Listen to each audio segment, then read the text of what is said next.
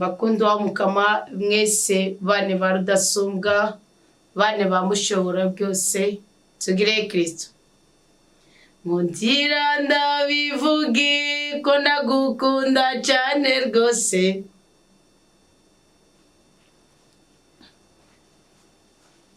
ndagukunda cyane mukama Yesu Kristo uri umwami wanje reka ndabivuge ko ndagukunda cyane rwose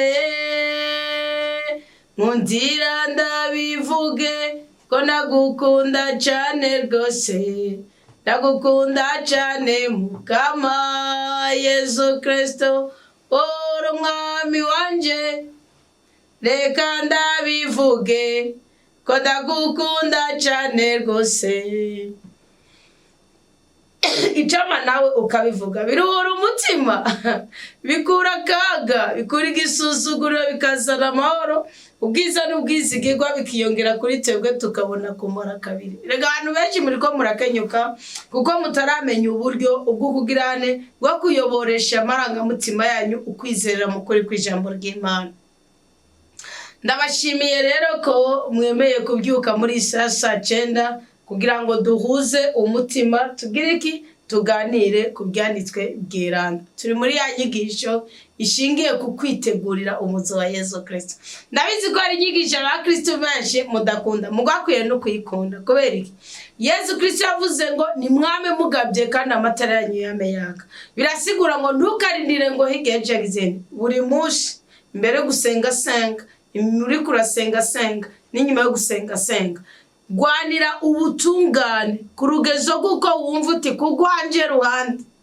ntacyo ntakoze kugwanje ruhande nagerageje uzobura umuhirwe kandi cyane ni inyigisho rero ya kabiri iya mbere twarabonye mbega eschatology siguriki eschatas lagas twemera twigishwe ibya Kristo ni wakwiye kuvugwa ni wakwiye gusenga uyu munsi rero turaganira ku bwami bw'Imana n'ingene bukorera mu bantu n'ingene buza mu bantu mbese hoho bukwiye kuza muri inde bukwiye gukorera muri inde bikwiye kugenda gute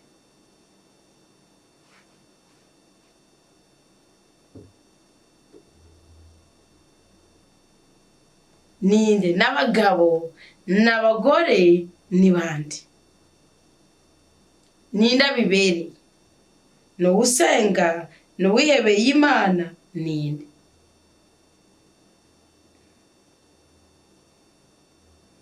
Yesu Kristo yigaze kuvuga muri Matayo 6:33 ngo ariko mubanze murondera ubwami bw'Imana no kugororoka kwayo nihige byose muzobyongerwa nkoresheje Bibiliya muri telefone nawe murabirondera muri Bibiliya nsanye ko babyanditse ko inyandiko amajambo ari gatabaho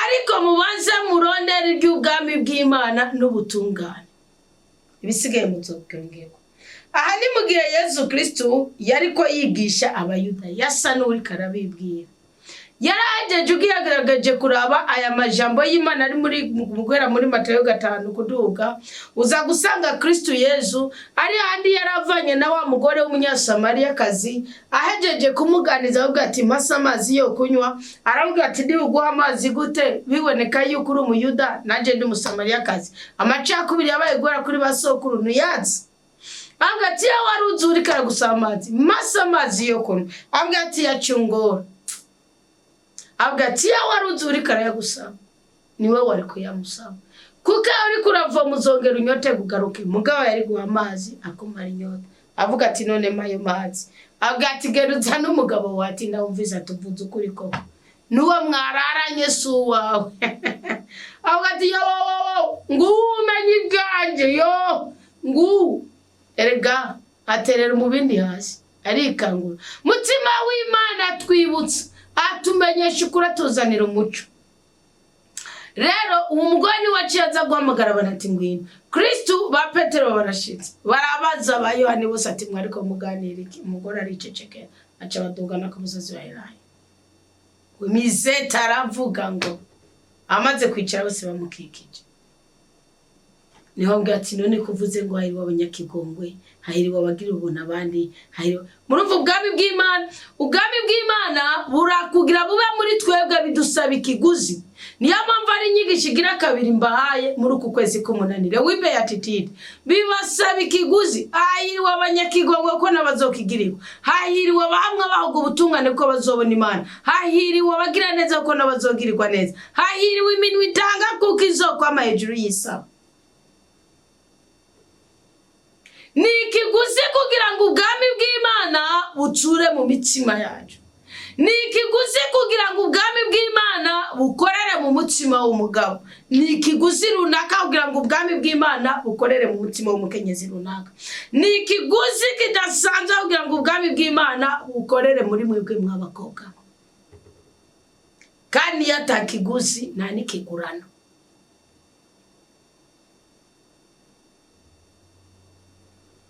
Bitandukanye na dawe watwese uri mw'ijuru, izina ryawe nirininazwe, ubwami bwawe nibukwire hose,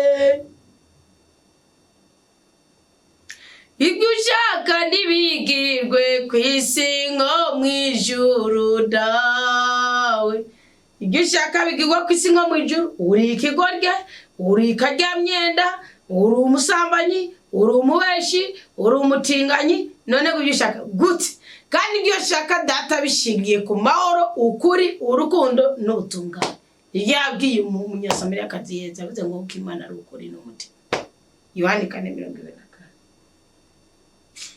Amaze kubabwira iryo aravuga ati siko twari tubizi. Noneho tuzore dusenga gute kugira ngo Imana ibidufashe ko n'abasokuru bafatwa n'amasengesho. Yesu avuga ati dawa twese turi mw'ijuru, izina ryawe niryubahwe, ubwami bwawe nibuze, ibyo ushaka nibe ku isi nk'uko biba mw'ijuru. Dore ibyo kurya bidukuye muti ejo nawe turekure ibicumuro nk'uko naturekure batu na runaka yandogaye umugabo yararusenye n'igashetani genda gusa yantwaye umugabo nk'uko natwe turekure abatugiriye nabi nimwe bubanza kubikora. Ubwami bwawe ni buze, ariko ubwo bwami buza hari amahoro, buza hari ibyiza, buza hari ibyishimo. Mwatakaje imbaraga z'ubwami bw'ijuru, mugundanirwamwo n'imbaraga z'ubwami bw'isi. Niyo mpamvu turirimba ntitubona ibyamwa by'abaririmbyi, tugasenga ntitubona ibyamwa by'abasenzi, tukisonzesha ntitubona ibyamwa by'amasengesho ashingiye ku kwisonzesha, kandi abandi barisonzesha bagatsinda intambara z'ubwoko bwose. Ngo hari umuntu nka twebwe yarasenga cyane ngo akabuza imvura kuko igaheza ikareka, warabuze ikigaragaza, urabura n'igisuzuguro ngo usubite inyuma. Umuhanzi yaravuze ngo ntuzongere ubyikorera mu mutima no mu bitugu, none ngahura ingumba kweli. Baravuze ngo ya diplome nacizoma, none ngiyo yamaze kuvunda umenga ni butura uwambaye rirakurenga. Baravuga ngo nta rugo uzonyubakana, none ngaho waba mu ruzereretse, umunsi barakoresha ibyo bikanga, umunsi baragereka ibyo bikanga. Ngo ariko mubanze murondera ubwami bw'Imana. Ndagomba tuganire gatoya, mbega ubwami bw'Imana ubundi hoho niki? Bibiliya iduha umuco neza. Ubundi ubwami bw'Imana ni ubutegetsi bw'Imana mu buzima bw'abo bose bayizera no mu biremwa byayo byose. Iyo uri umuntu birasaba ko Imana ikubure umutegetsi uko yizera. Utayizera ariko ari umutegetsi mugabo uri gutegekera mu ibanga nico gituma ivuze ati vaho ucumva. Kandi mvuze ngo yani byawe uragiyana, ndababwije ukuri nimuzokwigere mwitera ijeke mutima w'Imana mutamuhamagara ngo abigishe kwiyana ibyaha. Ejo umuhanuzi yavuze ngo kuva umugore yaranzirize ngo ikintu kinazara y'Imana gwe ngo abandi bihana barenza ko baganye byose, kandi pe ndabarahiye akaba yaravangiwe. Ndabarahiye nayo yanda nayibaye, ndabarahiye akaba yaravangiwe kubera iki? Jewe ibyaha byanje navyihanye mu 2023 neza na neza. Nari isozere hari kuri bonani itandukanye 2022 ikinjiza mu 2023. Nukuvuga ibiganiro byakomera Kristo ni muzima byaciye bitangura nyuma y'imisi 90. Niyo mpamvu imisi 90 ndayubaha gose, gusa yararenga yari 107. Mugabo je mfata amezi 3 yari tariki 17 z'ukwezi kwa gatatu. niho numva noshire nokoranya abantu nkabwira ati ngo dusenge natoye batatu gusa ndabwira ati basumwa dusengeje mu gatondo undi sasta bari mu bigo by'abarabuka mwitwa Nadine uwundi Dali nta numwe akiri no muri group ngira na bapfuma barabibyaje iporo nta nuwora abanakimwe ndagati dusenge kandi mwe muri protesta kandi abagenzi baje gose n'injuti zanje mwe muri aba protesta ti mwebwere muremenya toya tangura ko ari wo byumvise mu mutima nizo ibintu by'amapere video tuguma mu ngundo tugira ibikini bikitukibagira abana dufise ni ibyo bintu bati ntacyo wewe tangura ndagana kibazo nese umwuka nahiye ijambo ribagabaga ku munwa n'umwara bakubita intebe agasitura akazinya amatara agakuramo wifi byose bidakunda no kuvuga ndagira ijambo ry'Imana ryo mu gatondo ndabyuka saa 9 abari saa 11 mu Burundi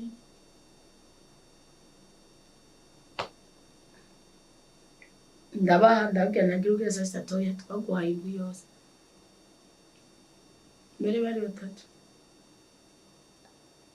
sinatu tuzokumbiza twaje twirya saa 6 yari mu gatondo bwa mbere twagira mu gatondo no ku mugoroba baba rero bacyoshya muri stati je yandi ma groupe nena yikuyemo yose nena yikuyemo navuga ni jeje gutuma umuntu ashize muri groupe atambwiye abandenganije kose nano bankubaha gute nakinda kimenda imara mu yo groupe birutwa nuko njani box ati groupe urashaka kwitereramo birabisumbwa gose mugabo kuzubona watere nimero nje muri groupe wapi ubu yagaritse byose ibyo bisezerano mfite Imana kandi nabyo nzi ngo nzobazibire mu matelefone nzoguma mbareka gusa mbonye byujuje telefone byo mwangutse ndafata byose nabyo kuvuga ngo no kuvuga icyabaye ni giki uko kwikura mu magroupe niyo bayintandaro y'umunezero wanje n'Imana bobo rero bacibazisha muri ya magroupe navamo kumbe ndi groupe zabo ibyo mutima w'Imana yakoze ashiramo amavuta avuga ati uwo muntu yigishiriza ijambo ry'Imana dushe muri groupe yiwe nanje sinaba ariko ari amagroupe ijambo ry'Imana erega mwone uko mumaze nuko nabimenye jewe ubuntu bwose bwagenda bungwa ko nkakanuka kanyugunyugu nkakanuka kagugu nukuri penda kabuyimana yitoreye ntimuzoze muranapinga nako kareke gatemba kare akakakasya ni mukireke kitemba kare nakuvuga rero nzambona ku munsi umwe nabana bajenani erega mbura uko ngira baravuga ngo gira link rero abantu baze barinjiza nikaza turabinjiza ni nabyo nzambona umwe mu babyumvise ibyo biganiro aranzi ngira umunyeshure kandi yari mu boyfriend wanje malheureusement yabibandanije ngani twavuye tubana kandi azaraja kubyumva gusa yarahemutse kuko yari kuguma ku gicaniro aguma ni watugira amaringa ni wagira iki mubwa mu nyuma sinzi kintu tutahurije ko yemagabayo nukuvuga kandi wanashaka aranashemera byari kumuha akazi ko arashoboye byinshi bijyanye na internet nukuvuga mugabo nibaza ko hari impamvu Imana yashizeho ubugwango wenyine akicana nukuvuga kandi tudashwanye nukuvuga ikintu cyabaye n'igiki acangirira link werabizi niwe yazagira amarike je nagiye kumenya ruko yivumbuye ndavuga nakagaye nakazi nawe unyigisha nawe wamana winyigisha ujya muzorabe ndisi hariho ndisi imwe menga ni 15 group irisa niyo nigiye ko ndavuga nakagaye nakazi ibindi nawe nabyigira guhera kuri group numero 11 naramubaza ni basimbwira ko ngira mu nyuma ndavuga ni no ibintu byuko zarandikita kamwe kamwe njanda bishoboye umuntu urabishoboye nukuvuga rero i group kirakomera mugabo rero imbere yuko ntangura iyo group telefone umusaseredoti yahoze ari umuperesipiteri wanje ndamubwira ni ndakwinginze je uko tuvugana ukangira audio nkakugira apel kuri imo ubuzima bwanje urabuzi ntaco nabaye mutazi n'urugo kugwa byose nabi natarazi ndavuga ati jewe ndakwinginze kubera ntazi ko nzova muri abo baraho ndakwinginze numva nshaka kubana n'Imana sinzi imyaka nzohamara uko bisa amadeni y'abandegeza kubanza kuyariha yose ni nta kindi bukinyiruka ndakwinginze umbabarira ibicumuro byanje byose umisa kandi ndikigongo unce n'impongano ndazikora arandahira ngo akazi yandaturekura numva umujinya uradutse ndavuga ati niba eklezia yagarariwe n'Imana nanje ubu rero wamana nikazima nawe nigeze n'ubwabisiga ry'abagwayi bisigura ko nazutse mu 2011 nabuze umwana w'ifura barije ko bisiga ry'abagwayi ndavuga ni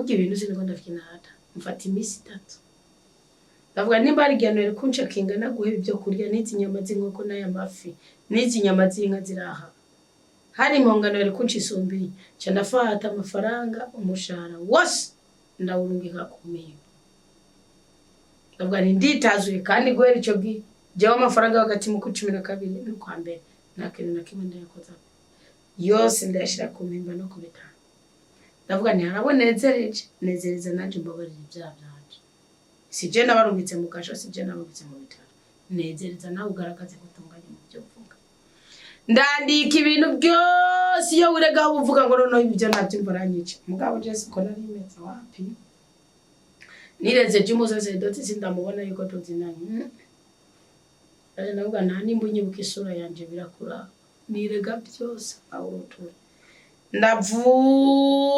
ndavuga mugira ngo nakabiju natanze kadakenewe ndakavuga ndavuga nabyandika ndavuga nimba iturira icyo ubona ko utambabariye ko ntigishe icyo ubona ko mbabariye ko gishe nigisha ndacibagira ntumbwira ngo nugera ngo ngo uzosubire wirege ahubwo ngwanye nireze mugabo nararize icanyetse ko Imana mbabariye narize hamwe na nose muri mama namwarige nayo nimirije imyaka 40 amva ndarira naranasinziriye ngirana mba ndahagurutse n'umutima rero mugabo ndumva ko mbaye sopre ndumva ko nicije rero ubwami bw'Imana kugira buze nubu ushaka gukorana n'Imana ahamagara ubwami bwayo buze kandi ubwami bw'Imana ntibuza mugasembwa sinovuga ngo ndi mweranda ijana kwijana mugabo ndiyijana ndaza amakuru yanje ndazi ibinyoma byanje ndazi ububeshyo bwanje ndazi remenanye ganje ndazi bwese ndabizi nabo uyu munsi jora kugwana n'ikintu ushoboye gukora kandi atamuntu numwe nongera utoki sindi mukisi mukatolika wari wanongera utoki ngo sanze ndiko nakaboke bazi yana kundi tuboke mugankumva kubw'inyungu y'Imana uko Samusoni batabwirizwa kumunwa ukatabwirizwa kunwa ibintu biboretse imijati sindayishingira ko niyiri kirange nditubona yaba byakunda kitari kizira muri Bibiliya mba namatana gashatse nagateka ariko mutwe mugabo nikizira nukuvuga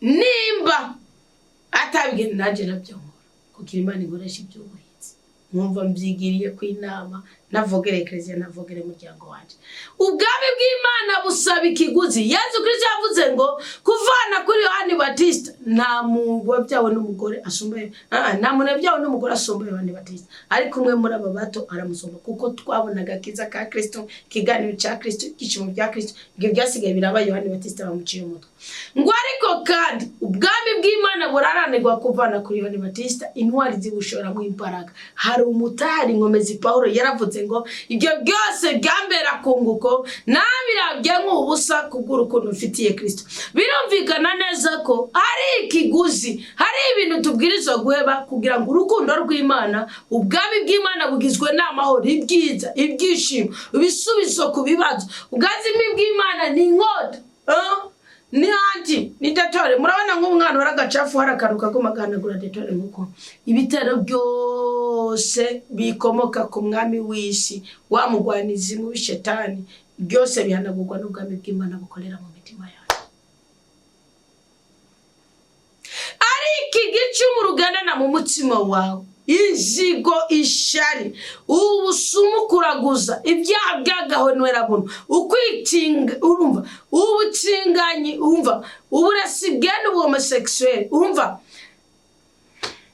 yamwe ngo politike mbi yose iri mu mutima wawe irananira byonga kandi agasema Imana ni popodiki mugambi rero w'Imana ubwami bw'Imana niki ubwami bw'Imana n'ubutegetsi bw'Imana mu buzima bw'abayizera no mu biremwa byayo byose naho Imana iganza ikayobora abantu mu kuri mu bugororotsi no mu mahoro birasaba ko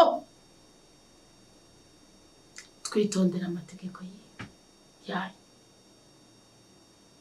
ubwami bw'Imana n'ubutegetsi bw'Imana mu buzima bw'abayizera no mu biremwa byayo byose kandi ubwami bw'Imana n'ikimenyetso cy'uko Imana iganje mu mutima w'umuntu kandi iyoboye ubuzima bw'uwo muntu kandi uwo muntu akaba abayeho mu kuri kandi uwo muntu akaba yibaye mu bugororotsi, akaba abanyamahoro n'abantu bose.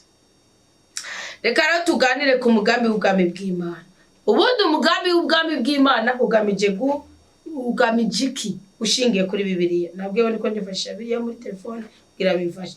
Mugambi w'ubwami bw'Imana ugamije gukiza abantu biciye muri Yesu Kristo. Mwibuke umunyasamariyakazi, mwibuke umusamariya w'imbabazi, mwibuke wa mugore yafatwa asambanye, mwibuke wa munyakananikazi, mwibuke wa mugore wamaze imyaka 10 bava amaraso. Gukiza abantu biciye muri Yesu Kristo. Kabiri, umugambi w'Imana, umugambi w'ubwami bw'Imana ujeje guhindura ubuzima bw'abizera Imana kugira ngo bashobore kuba beranda. Gatatu, umugambi w'ubwami bw'Imana ujeje gukwiragiza ubutumwa bwiza mu makungu cyangwa mu mahanga yose. Kane, umugambi w'ubwami bw'Imana ujeje gushiraho amahoro, urukundo n'ubutungane. Gatanu, umugambi w'ubwami bw'Imana ujeje gutegura abantu kuzobana n'Imana ibihe bidashira. Biba nibyo tuzogenda twiga bukebuke. Tuno dutire dushobora gutakaza tutegeza kuguma twiga. Ingene abantu bazobana n'Imana ibihe bidashira. Ngiyo nyigisho nitwayigerako. Nzo kwigora ndabatumire tugire deba niho byoryoha. Sawa? Ukuntu rero dushobora gutera intambwe, narababwiye ko ndiko nca ku masonga mugari genzoza mbatumira tukagenda tugira deba kuri buri kintu kimwe cyose. Kuko nshaka kubarambira. Ukuntu rero dushobora kwinjira mu bwami bw'Imana. Ushobora kwinjira mu bwami bw'Imana uri mu murigo. Paul avuze ngo twe twazukanye, twe twazutse kumwe na Yesu Kristo turondera ubwami bw'ijuru, aho Kristo abwagiye iburyo bwa Data. Kwizera Yesu Kristo nk'umwami, umukiza n'umucunguzi niko kwinjira mu bwami bw'Imana iyo wemera Kristo. Nubwo ko Paul yabivuze mu Efeso 2:10, turabana Imana yaturemye twemeye, ituremera muri Kristo Yesu kugira ngo dushoboye kurangura imirimo yose yatushinze, tuyirangure muri Kristo nyine. Kabiri, iyo wihanye ibyaha byawe neza uba winjiye mu bwami bw'Imana. Gatatu, iyo uvutse ubwa kabiri biciye muri Mutima Mweranda. Please be careful and respect. Ubwami bw'Imana ubwinjiramo iyo watijwe bwa kabiri muri Mwami w'Imana. Twarakomejwe muri Mutima Mweranda. Ariko urakwiye kurondera ijambo ry'Imana rikubaka. Nico bita igicaniro cy'ubutabazi bw'Imana kuri twebwe. Imana ikazi kagusanga iryo sataguhaye, ibyo umusaseridota ataguhaye, ikakwereka ijambo ryo muri Bibiliya riguhagarikira, kuko ngo muzorangwa n'ibyamwe mwami. Utabisizemwe uruhara nta kidini cyokora ngo wewe gusambana. Nta kidini cyokora wewe ngo umenye ijambo ry'Imana. N'abaritobokeyemo ubuhanza barigenda benshi baca kubiri naryo. None udaca kubiri naryo wo musaseridoti cyangwa pasiteri ngusambane gute? Ngo boregwe gute? Babanga ngo umuntu ari umunyantege nke. Mwene Kayini. Uwo ni watwe turiko turirata. Uwa Bibiliya iramuvuga mu gitabo cy'Ugwarura 24. Ngo nibyiwa yubatse ngo bimeze nk'iki, bimeze nk'indaro y'imbwa. Ngo Imana ibihumuriro. Kuko ibibona ko ataco bimaze. Mwankunda Imana izi byitwaza ibyifashisha intore mu karonka ho. None imiryango indwi, ibihugu indwi byababagira ugashira n'ababaheti n'ababaki. Imana niyo bahaye urupfu nabo amazu yabo n'inka zabo n'imirimo byabo bikaribwa no bikicabamo n'abanyisirayeli mudakina. Iyo mudafisha ubwami bw'Imana n'ubutungane bwayo, ibyo mufise byose kuvuka ubwa kabiri biciye muri Mutima. Iki kibazo ni mashaka muzokimbaze ko umuntu avuka ijya kabiri gute, bica muri mwe mu gute, mbe kuvuka ijya kabiri bisigurike. Ahubwo bwitemere kanzo yihemenye ibya Yesu ndabe ko nyemera katsoyidebatako. Kugendera mu kugamburukira ijambo ry'Imana. Nibi ingazi zine: kwizera Yesu Kristo nk'umwami, umukiza n'umucunguzi, kwihana ibyaha byawe, kuvuka ubwa kabiri muri mutima w'Imana cyangwa muri mwe muyera, ubwa gatatu kugendera mu kugamburuka ijambo ry'Imana. Niko guhora wezwa ariko Mana iyo kwa Farawo tarababaye, twaburiye abacu turanatoteza, twakoreshwa guburetsa tukica n'inzara, tugatekereza iwacu tugakumbura, tugeze mu butayu nabwo waturetse, waduhaga amanu tugakomeza inzira, tugeze ku nyanja byari bikomeye, twarebaga hirya tukareba hino tukabura inzira, Farawo n'ingabo ze bari baturi inyuma, twareba imbere naho tukabona inyanja, ya nkoni ya Mose wayirabuye ku nyanja, twari tuyibye maze turambuka, farashi n'uwihetse wabiroshe mu nyanja, Uwiteka we shimwe waranesheje ego aho wadukuye, Uwiteka we muri Egiputa yo ntituzayibuka, twebwe turagana iwacu i Kanani yo, Kristo ni watuyoboye ntabwo tuzayoba. Ko twinjira mu bwami bw'Imana. Kane, twabonye ubwami bw'Imana icyo bisigura, umugambi w'ubwami bw'Imana, uko twinjira mu bwami bw'Imana. Kane, inshingano z'abari mu bwami bw'Imana. Iyo uri mu bwami bw'Imana uba ufite inshingano zitandukanye n'iz'isi. Ubwa mbere utegeza gusenga ubudasiba, kurya igikere kitava mu mazi, ifi itava mu mazi bipfuye, igikere cyo birapfa, c'est double nationalité.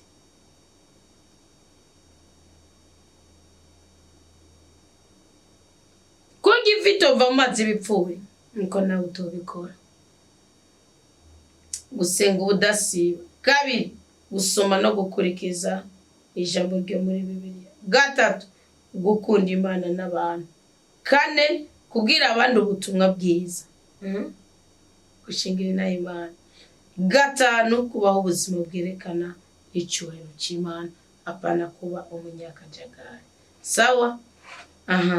Nimba ushaka urashaka kugenda kuzirikana muri Matayo 6:33, Mariko 1:15, Yohani 3:5-3:5, Abaroma 14:10, Abakolosayi 1:13-14. Ubundi ubwami bw'Imana ni bw'Imana ishaka to kutugiriramo ubuzima, ubundi bwami bw'isi ntibishaka. Umugambi wabwo ni ugukiza abantu, kubahindura no kubategurira ubugingo budashira. Uwemera Kristo kandi akagendera mu nzira ziwe abari mu bwami bw'Imana, kandi ahamagarirwa kubamo no kubwamamaza. Nuko rero umwumva ko twize ibintu bitari bike. Abonye ubwami bw'Imana ni iki? Mbega umugambi w'ubwami bw'Imana ugamije iki? Twabonye ibintu bitanu. Mbega ni gute twakwinjira mu bwami bw'Imana? Twabonye ibintu bine. Mbega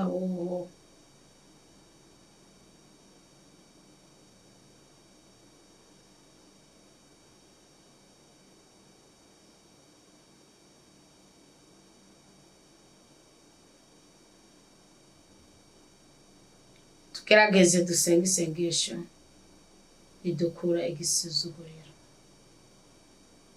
Inshingano z'abari mu bwami bw'Imana.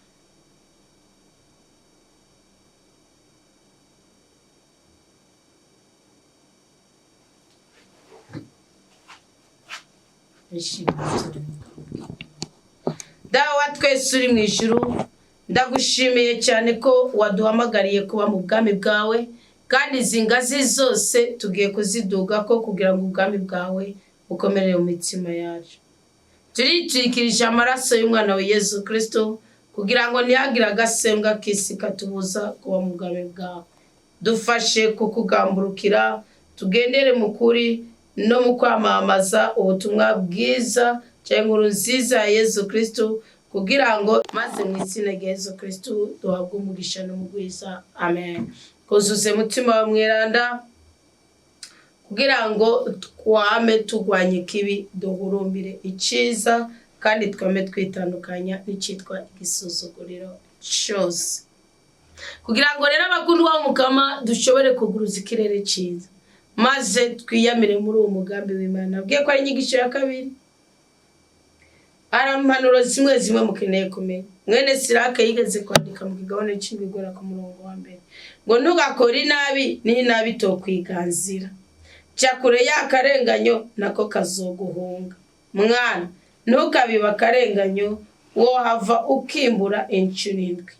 Ntugasabe ubutegetsi Umukama canke ngusabe icicaro citeka umwami. Ntukigire intungane imbere y'Umukama kandi ntukigire umunyabwitonzi imbere y'umwami. Ntukarondere kuba umucamanza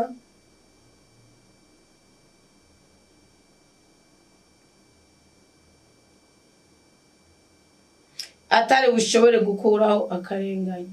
Wahava utega ubwoba n'umukuru ugashira umutego mu bugororotsi bwawe. Ntugacumure ku bantu bo mu gisagara kandi ntukishira hasi mu ishengero.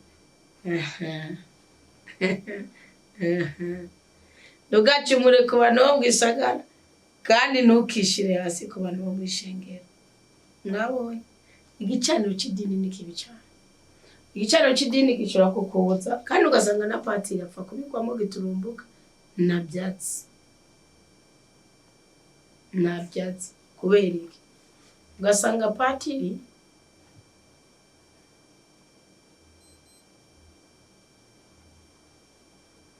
kumbure umukuru w'umuhano w'Ukristo cyangwa umukuru w'umuhari cyangwa umukuru w'iki yakwishizemo nabi agace genda kamuha raporo bakagukora nk'umwuka wo gukorera Imana. Ntukishira hasi mu ishengero nukuvuga ntugatinye ukuri hagararira ukuri sigarira Imana yikorera. Impano ziri muri mwebwe zarugaranye Ecclesia n'uzishegeze none niba Ecclesia itakurungitse ukaba utari kuraje kwiga imutumba uri umugore w'umuntu muga munzi office television munzi office telefone munzi office itara munzi office micro munzi office bibiliya ko bagwiriye ku rubuga bamamaza ubutinganye ubusambanyi ubusuma byanda gutakiye basuzugura kwereka nawe utogenda ku rubuga ngo wamamaze bibiliya nufise amaso yo gusoma. Gani ngomwa ngo musenyera kubike kubiganza. Gani ngomwa ngo ibone nawe muri diocese cyangwa paruwase yawe. Gani ngomwa ngo umusaruro wose nucugira Imana ukigirira igikundiro Imana igashira amavuta mu ijambo wavuze. Ni ngomwa ngo ruce ruburuherekane ngo byo gupfukamira patiri. Nafise umwanya ko mupfukamira muragenda muburire mu misa. Ni muburira mu misa birahagije. Siga byose n'urusaku mufite ibindi bishije muri mweke. Ingomwa ucugana mupfukamira. Arumva nzagusabire rendezvous party ndamukoze jengene party ngiye kwirega ngiye mu misa hari wose ndamukoze Imana bw'Imana ati nzosenga rimwe mu ndwi cyangwa kabiri mu ndwi bivanye n'ibindi imwe n'ubuzima ndumwe n'ukuginine na paruwasi n'akazi nkora cyangwa niki niyo misi nyine party nacumuye naho ndamuke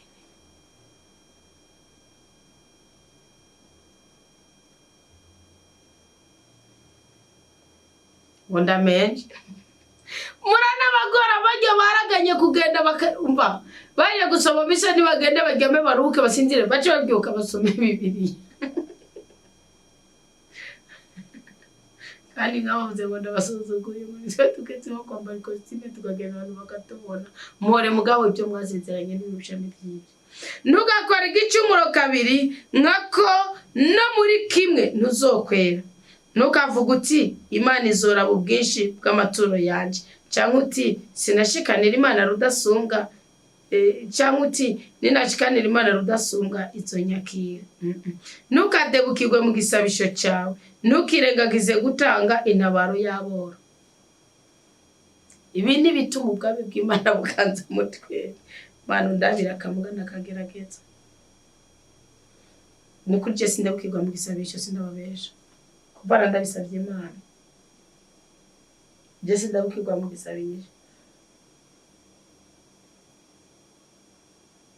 kuvana ndabisabye Imana Jesse ndabukirwa mu gisabisho gusa umubiri mubo ari amasaha aheze ntaryama ako nangoye ko yagura research ndasa besa kumikape nzoryame byo mwijoro kuko saa 3 nzomvise dufise inyigisho nabwiye tuzoganira ko ejo haheze saa 11 mugani byakunze uwo muntu yaciye afatirwa n'ibintu by'amabisi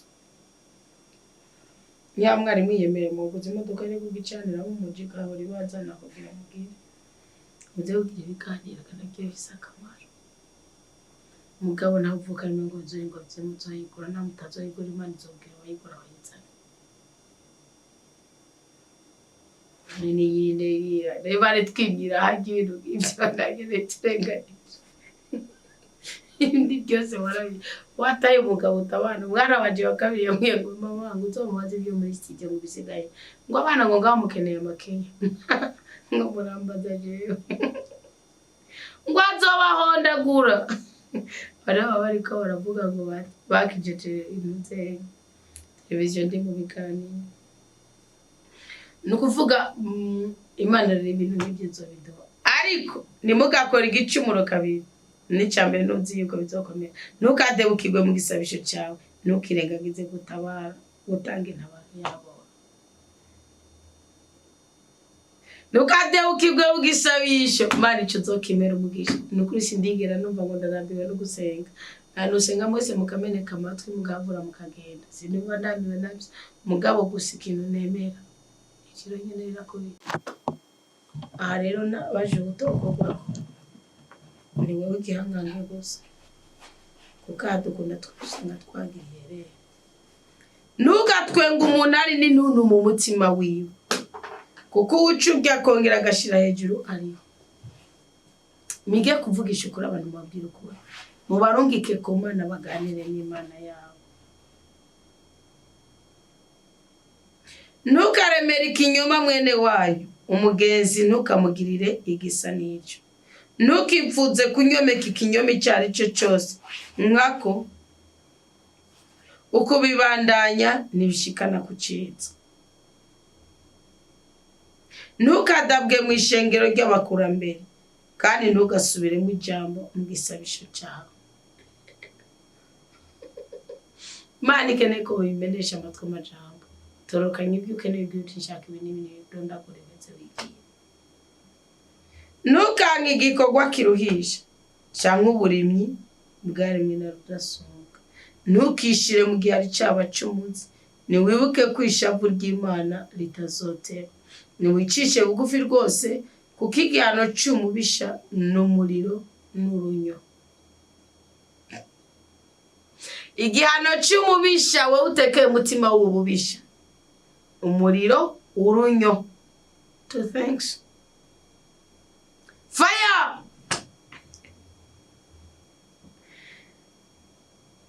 nugakaba umugezi n'inyungu cyangwa uwo muvukana by'ukuri inzaba iva muri Ofiri nukavirira umugore w'umunyabwitonzi kandi w'umutima mwiza kuko ubutore bwiwe buruta inzahabu ntukagirire nabi umusuku akorana ukuri cyangwa umukozi yitanga umutima wawe nukunde umusuku w'incabwenge ntukamubuze umwidegemvye